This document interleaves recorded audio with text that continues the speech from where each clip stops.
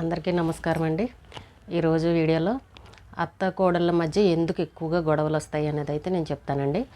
సాధారణంగా ఇంతకుముందు కాలంలో కొత్తగా పెళ్ళైన పిల్లలకి పెళ్లి చేసిన తర్వాత చాలామంది అత్తగారులు అప్పుడు ఎక్కువగా హనీమూన్లని ఇలాగా పెద్దగా ఎవరు పంపించేవారు కాదు.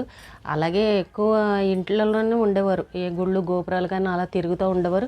ఇప్పుడున్నంత ఎక్కువగా అప్పట్లో హనీమూన్లకి వాటికి వెళ్ళేవారు కాదు.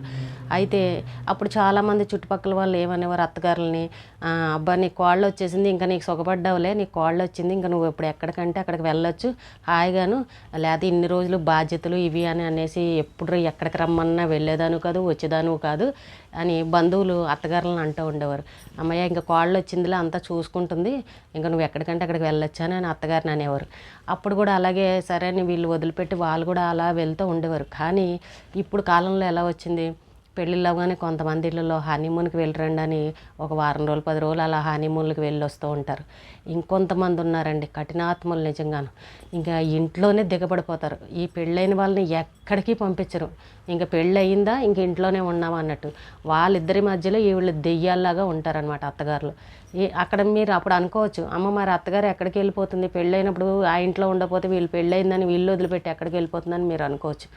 కొంతమంది ఉంటారండి, కొత్తగా పెళ్ళయింది, వాళ్ళకి ప్రైవసీ కావాలి, ఎవరన్నా ఎదురుగా ఉంటే వాళ్ళు సిగ్గుపడుతూ ఉంటారు, కొన్ని రోజులు వాళ్ళని ఫ్రీగా వదిలేద్దాంలే అని చెప్పేసి కొంతమంది అత్తగారులు అక్క చెల్లెళ్ళ ఇళ్ళకో లేకపోతే వాళ్ళ అన్నదమ్ముల ఇళ్ళకో లేకపోతే కూతురింటికో వేరే దగ్గర ఉంటే వెళ్తూ ఉంటారు. అమ్మ ఇల్లు చూసుకొని ఇద్దరు హాయిగా ఉండండి, వండుకొని తిని ఇల్లు శుభ్రంగా పెట్టుకుని ఇంట్లో ఉండండి హాయిగా, నేను 10 రోజులు ఇల్లు వస్తానని కొంతమంది అత్తగారులు వెళ్తూ ఉంటారు.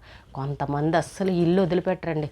కొత్త కోళ్ళు వచ్చిందంటే నేను ఇల్లు వదిలిపెట్టి ఏ క్షణాన్ని బయటకు వెళ్తే ఏమి ఇల్లు దోచేస్తుందో, ఏది ఎక్కడ ఏం చేసేస్తుందో అని చెప్పేసి ఇల్లు మీద మమకారంతో ఇల్లు అస్సలు వదిలిపెట్టదు అత్తగారు. అలా పట్టుకునే కూర్చుంటారు. అప్పుడు అసలు వీళ్ళకి అప్పుడు అర్థం కావాలి కదండి, కొత్తగా పెళ్ళయింది, మనం కూడా ఒకప్పుడు కొత్తగా పెళ్ళయి ఇలాంటి ఆనందాలు ఎంజాయ్మెంట్లు అన్నీ చేసే వచ్చాము. వాళ్ళ వయసు ప్రభావం, వాళ్ళకి ఏకాంతంగా ఉండాలనిపిస్తుంది, భార్యాభర్తలకి ప్రైవసీ కోరుకుంటూ ఉంటారు. అలాంటప్పుడు మనం ఎదురుగుండగా ఎందుకు, కొత్తగా అయ్యింది కొన్నాళ్ళు అయితే వాళ్ళే ఇదవుతారు అని ఏ అత్తగారైనా అర్థం చేసుకోవాలి కదండి. అర్థం చేసుకోరు. అప్పుడు కోడల మనసులో ఏముంటుందని, కొడుకంటే సరే మనసులో ఉన్న అమ్మ ముందు చెప్పలేడు, అమ్మ నువ్వు వెళ్ళిపోనని ఏ కొడుకు చెప్పలేడు. కోళ్ళు అయితే లోపల కుమిలిపోయి తిట్టుకుంటుంది తప్ప, లేకపోతే మీ అమ్మని పంపించు, మీ అమ్మని ఎక్కడికన్నా పంపించు, లేకపోతే మనం ఎక్కడికన్నా వెళ్దామని కొడుకుని సతాయిస్తుంది. కొడుకు చెప్పలేడు, వెళ్ళాలని ఉన్న తన అసలు అమ్మకి ఎలా చెప్తాడు, అమ్మ 4 రోజులు నువ్వు అటెళ్ళు ఇటెళ్ళు మాకు ఇబ్బందిగా ఉందని అంటాడా, అనలేడు. వీళ్ళు వెళ్ళరు, వీళ్ళు దెయ్యాల్లాగానే ఇంట్లో ఉంటారు. అలాంటిదప్పుడు అత్తగారులు అర్థం చేసుకోవాలి. అక్కడే అలాంటి చోటనే గొడవలు వస్తాయి. ఆ అమ్మాయి మనసులో ఒక రకమైన బాధ, ఒక రకమైన లోటు అనేది ఉండిపోతుంది. భర్త నన్ను ఎక్కడికి తీసుకెళ్ళట్లేదు, ఓ సినిమా కంటే అమ్మని అడుగంటాడు, బయటికి తీసుకెళ్ళడు, ఒక హనీమూన్ అంటే తీసుకెళ్ళడు, ఇంట్లో చూస్తేనేమో వీళ్ళు ఎదురుగా ఉంటారు, నా భర్తతో నేను ప్రైవసీ లేదు, నాకు ఏకాంతంగా ఉండడానికి లేదు, ఒక సరదాగా ఉండడానికి లేదు అని ఆ అమ్మాయి మనసులో అనుకుంటుంది. అనుకునే కదండి ఒక రకమైన తేడా అనేది వస్తుంది. వాళ్ళకి చెప్పినా అనుకుంటూ ఉంటుంది, ఏ ఎత్తగారు ఎదురుగానే ఉంటుంది, నేను ఏం చేయాలని మేము మాట్లాడుకోవడానికి కూడా చాలామంది అంటుంటారు. మీరు చూసుకోండి, పెళ్ళైన మా ఆయనతో మాట్లాడడానికి కూడా ఉండదు, ఎదురుగుండగా మా అత్తగారే ఉంటుంది, నేనేమి మాట్లాడడానికి ఉండదు, వచ్చాడా తిన్నాడా వెళ్ళాడా అన్నట్టే ఉంటుంది అని కొంతమంది అమ్మాయిలు చెప్తూ ఉంటారు. అప్పుడు అత్తగారులు అర్థం చేసుకోవాలి కదండి, వాళ్ళిద్దరికీ కొంచెం ఏకాంతాన్ని వదిలేయాలి. మనం మధ్యలో ఉంటే వాళ్ళు ఇబ్బంది పడతారు అని అత్తగారులు అర్థం చేసుకున్నారనుకోండి, ఇక అసలు ఆ ఇంట్లో గొడవలేరు. అలాంటి చోట నుండి వచ్చే గొడవలే ఇంకా అలా పైకి ఇంకా వేరే విషయాల్లోకి గొడవలు వెళ్ళిపోతుంటాయి. మీరు ఇలాంటివి అర్థం చేసుకున్నారనుకో, వాళ్ళు కూడా అత్తగారులు అనే వాళ్ళని అర్థం చేసుకుంటారు. ఇలాంటి చోటే ప్రైవసీ వాళ్ళకి లేకపోతే, కోడళ్ళ మధ్య గొడవలు వస్తున్నాయి, నా కోడలు ఇలా ఉంటుంది అలా ఉంటుంది అని అంటే వాళ్ళు కోరుకునేది ప్రైవసీ, భర్తతో ఏకాంతంగా ఉండాలి, గడపాలని అనుకుంటారు. ఎదురుగుండగా దెయ్యాల్లాగా మనం ఉంటే వాళ్ళకి ఆ కోరికని ఇంకా వాళ్ళు తట్టుకోలేక ఇంకా వేరే రకాలకి వాళ్ళకి వెళ్ళిపోతుంది. గొడవలకు వేరే కారణాలు వచ్చేస్తే వేరే మాటలు వస్తే దాన్ని అలా పెంచుకుంటూ వెళ్ళిపోతారు. ఎప్పుడైనా సరే ఒక్కటే గుర్తుపెట్టుకోవాలండి, పిల్లలు ఉన్నారు ఇంట్లో అని అంటే వాళ్ళకి ఏకాంతాన్ని ఇవ్వాలని అత్తగారులు ఆలోచించాలి ఎప్పుడైనా సరే. ఎందుకంటే వాళ్ళ వయసు ప్రభావం, వాళ్ళది కొత్తగా పెళ్ళై ఉంటుంది. ఒకప్పుడు వయసులో మనం కూడా ఇలా చేసిన వాళ్ళమే కదా అని అర్థం చేసుకుని చాలామంది ఉంటుంటారు. పిల్లల మధ్య ఇప్పుడు ఎవరన్నా ఎక్కడికైనా వెళ్ళాలంటే ఒక 10 రోజులు అత్తగారు ఎట్టో ఒకటి వెళ్ళిపోతుంది. కొంతమంది అత్తగారులు అర్థం చేసుకొని ఏంటనంటే, కొత్తగా పెళ్ళయింది వాళ్ళ మధ్యలో నేనెందుకు, మా మధ్యలోనే కొద్ది రోజులు వెళ్ళొస్తారులే, ఉంటారు హ్యాపీగా ఉంటారులే అనే అత్తగారులు కూడా ఉన్నారు. వాళ్ళని అర్థం చేసుకుని ఏ చుట్టాలకి అక్కడికి ఇక్కడికి వెళ్ళి ఓ 10 రోజులు ఉండొచ్చే వాళ్ళు కూడా ఉన్నారు.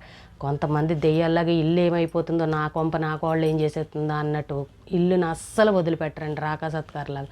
అలాంటి వాళ్ళ వల్లే ఇలాంటి గొడవలన్నీ వస్తూ ఉంటాయి.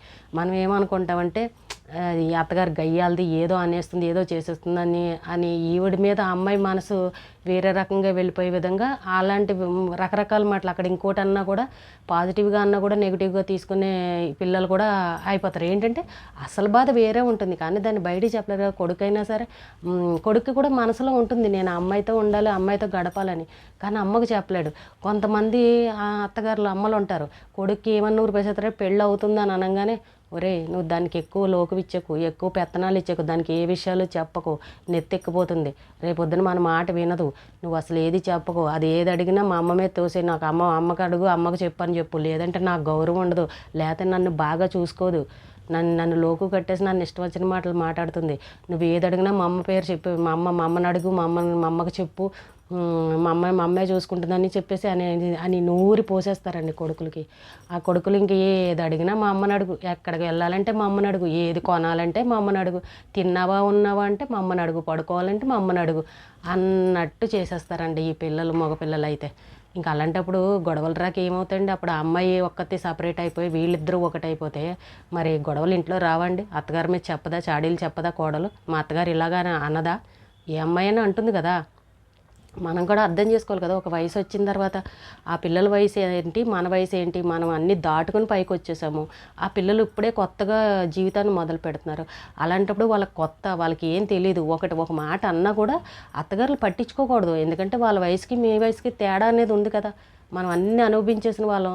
ఆ అమ్మాయి కొత్తగా వచ్చింది, ఆ అమ్మాయి కోరికలు ఎన్ని ఉంటాయో, ఆ అమ్మాయి ఇష్టాలు ఎన్ని ఉంటాయో, దానికి అన్నిటికీ మన ఇష్టాలతో పాటే ఆ అమ్మాయి నడవాలి అని అంటే దాన్ని మనం బంధించినట్టే కదండి.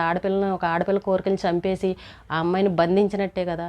నేను చెప్పినట్టే విను, నాకు చెప్పే వెళ్ళు, నాకు చెప్పే కొనుక్కో, నాకు చెప్పే మాట్లాడు అని అంటే ఆ అమ్మాయిని మనం బంధించినట్టే కదా. అది తప్పు కదా, కరెక్ట్ కాదు కదా. మనం కూడా ఓ ఇంటి కోడలుగా వచ్చిన వాళ్ళమే కదా. అలా ప్రతి అత్తగారు ఏ రోజైతే అనుకుంటుందో నిజంగా ఆ అమ్మాయి మనసులో అసలు మీ మీద చెడు అభిప్రాయం అనేది ఉండదు కోడలికి. లేకపోతే కోడల మీద చాడీలు చెప్తుంది, వాళ్ళ అమ్మ వాళ్ళకి చెప్తుంది, ఇది చెప్తుంది అని అన్ని, మా అత్తగారు ఇలా అంది, మా అత్తగారు ఎలా అందంటే ఇలాంటివే వస్తాయి. ఎక్కువ శాతం కూడా కొత్తగా పెళ్ళైన ఇళ్ళల్లో ఎవరైనా భార్యాభర్తలు ఉన్న చోట ఎక్కువ ఎలా వస్తాయంటండి, ఈ భార్యాభర్తల మీద ప్రైవసీ అనేది ఉండాలి మెయిన్.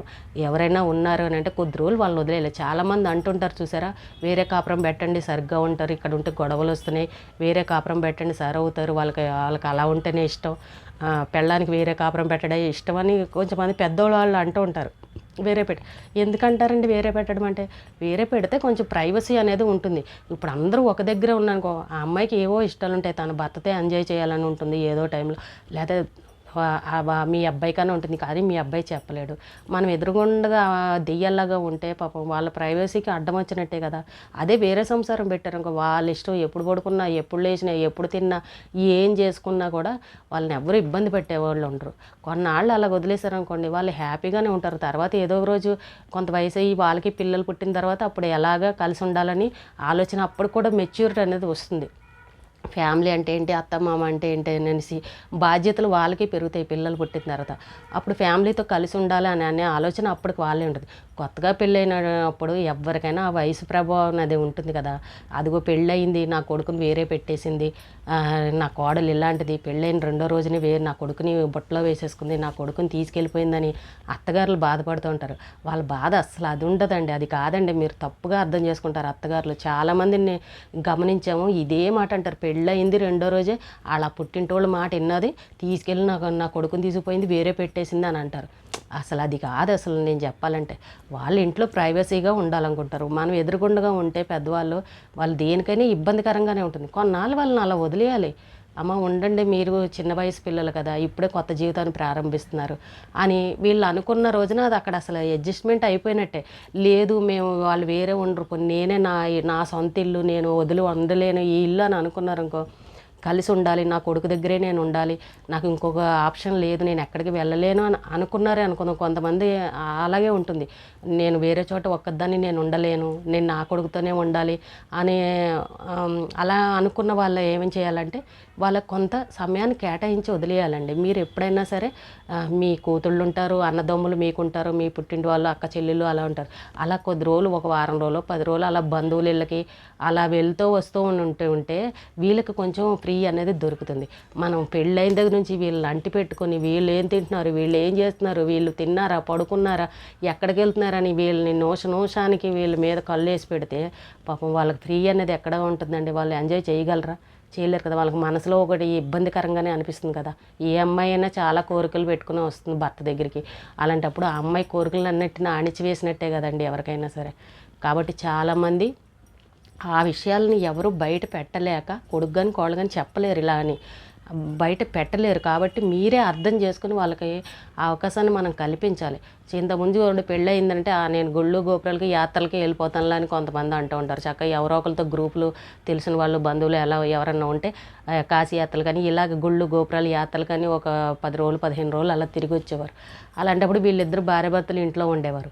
అలాగా తెలుసుకుని ఎందుకు వెళ్తారండి అలాగా పెద్దవాళ్ళు? అప్పుడు వదిలేసి వీళ్ళిద్దరిని వదిలేసి ఇంట్లో బయటికి చుట్టాలకి అక్కడికి ఎందుకు వెళ్ళారని అంటే అదే వీళ్ళకి ఒక ప్రైవసీ అనేది ఉంటుంది. వాళ్ళు ఎంజాయ్ చేసుకుంటారు కొత్తగా పెళ్ళైన దంపతులు. మనం ఎందుకు మధ్యలో వాళ్ళకి ఇబ్బంది కలిగించడం అన్న ఉద్దేశంతో వెళ్తారు. అలాంటివి ఏంటంటే మనమే అవి అర్థం చేసుకుని కొంచెం వాళ్ళకి వదిలేయాలి తప్ప దాన్ని పట్టుకుని దీని పెళ్ళయిందని నేను నా కొడుకుని వదిలి వెళ్ళిపోవాలా, నా ఇల్లుని వదిలి వెళ్ళిపోవాలా, ఇది ఏం చేసేస్తుందని మనం నెగిటివ్గా ఆలోచించి ఆ అమ్మాయి మీద నిందలు వేసేసి ఆ అమ్మాయిని ఇంకో 4 సూటిపోటి మాటలు అనేసి మళ్ళీ ఆ అమ్మాయి వెళ్ళి వాళ్ళకి చెప్పి అయ్యో ఏంటి నాకు ఇంట్లో ప్రశాంతత లేదు, నాకు ప్రైవసీ లేదు, నా మొగుడితో నేను మాట్లాడుకోవడానికి లేదని ఆ అమ్మాయి కుమిలిపోవడం ఇలాంటివి జరుగుతూ ఉంటాయండి. కాబట్టి ఎవరైనా పెద్దవాళ్ళు ఉంటే కొంచెం భార్యాభర్తలకి వాళ్ళకి ఒక ఏకాంతంగా వదిలేయాలి. వదిలేస్తేనే ఇప్పుడు చూడండి భగవంతులు అంటారు రాత్రి అయ్యేసరికి మనం ఏకాంతంగా వదిలేస్తాం. ఏకాంత సేవ అంటారు. అసలు మనం మళ్ళీ ఆ టైం అయ్యే వరకు తలుపులు తీయకుండా చేస్తాం. కొంతమంది ఉంటారు భార్యాభర్తలు పడుకున్నా సరే అర్ధరాత్రి పోయి తలుపులు కొట్టి నాకు ఇది కావాలి నాకు అది కావాలని డిస్టర్బ్ చేసే అత్తగారులు కూడా ఉన్నారండి. నేను చూశాను, అలా చెప్పిన అమ్మాయిలు కూడా ఉన్నారు. ఏంది వీళ్ళు పడుకుని ఉండగా వెళ్ళి అలా డిస్టర్బ్ చేయడం ఎందుకండి? అసలు ఎవరైనా అసలు అలా చేస్తారా భార్యాభర్తల మధ్యలోనూ? తప్పు కదండి, అలా చేయకూడదు కదా. అందరూ అక్కడ కింద నుండి వచ్చిన వాళ్ళమే కదా, అలా చేయకూడదు. అలాంటి రాకాసత్తగారులు కూడా ఉన్నారండి. వాళ్ళు అసలు అర్థం చేసుకోరు వాళ్ళని. వాళ్ళ పని అయిపోయింది అంతే. ఇంక ఉన్న వాళ్ళని మనం ఒక ఆట ఆడుకోవాలన్నట్టు చూస్తారు. అందుకే అమ్మాయిలు పాపం కళ్ళనీళ్ళు పెట్టుకుని బాధపడుతూ ఉంటారు. దేనికండి? ఈ అత్తగారుల వల్ల. ఇలాంటివి ఏవి అర్థం చేసుకోకుండా మాట్లాడితే నా కొడుకుని ముడేసేసుకుంది, నా కొడుకుని వెనకాల తిప్పుకుంటుంది, నా కొడుకు మందు పెట్టేసింది, ఇలాంటివన్నీ మాట్లాడుతుంటే అవి పిచ్చి మాటలండి. నిజంగా అలాంటివి ఏవి ఉండవు. అవన్నీ కూడా మన ఇదితోనే ఉంటాయి. మనం ప్రేమగా చూస్తేనే ఆ భర్త అమ్మాయికి లొంగుతాడు తప్ప ఆ అమ్మాయి మాట వింటాడు. కానీ అంతేగాని దీని మందులు పెట్టడాలు మాకులు పెట్టడాలు అలాంటివి ఉండవు. కాబట్టి సాధ్యమైనంత వరకు వాళ్ళకి ప్రైవసీని ఇవ్వండి, అత్తగారులు కానీ మామగారులు కానీ ఎవరైనా సరే. అంతే తప్ప వాళ్ళు ఉన్న చోటకి మీరు వెళ్ళిపోయి వాళ్ళని డిస్టర్బ్ చేసినట్టు అవుతుంది. అక్కడ వేరే వేరే కారణాలు వేరే వేరే మాటలు వచ్చి ఇలా దెబ్బలాడుకోవడానికి గొడవలకి కారణాలు అవే ఉంటాయి. దాన్ని ఎవరు అర్థం చేసుకోకుండా ఇంకా ఏదో అని చెప్పేసి మాట్లాడుకుంటారు. ఈ రోజుకి ఇదేనండి వీడియో. రేపు మళ్ళీ ఒక మంచి వీడియోతో మీ ముందుకు వస్తాను.